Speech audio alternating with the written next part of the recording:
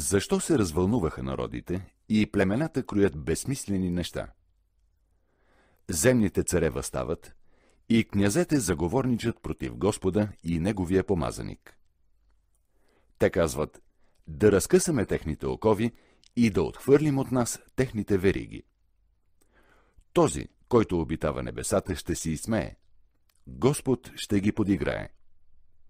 Тогава ще им заговори в гнева си и ще ги смути с яростта си. Аз помазах моя цар на Цион, моята света планина. Помазаният цар каза: ще възвестя решението на Господа. Той ми каза: ти си мой син, аз днес те родих. Искай от мене и ще ти дам народите в твое наследство и всичко до края на земята за твое притежание.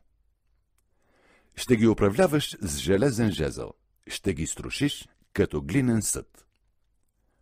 Затова вразумете се, вие царе, поучете се, земни съдии. Служете на Господа със страх и в радостта си треперете.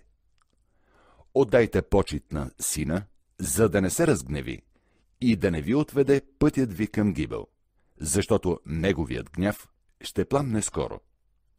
Блажени са всички, които се уповават на него. Защо се развълнуваха народите и племената кроят безсмислени неща?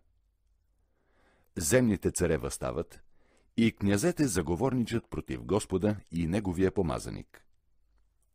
Те казват: да разкъсаме техните окови и да отхвърлим от нас техните вериги. Този, който обитава небесата, ще си изсмее. Господ ще ги подиграе. Тогава ще им заговори в гнева си и ще ги смути с яростта си. Аз помазах моя цар на Цион, моята света планина. Помазаният цар каза: ще възвестя решението на Господа.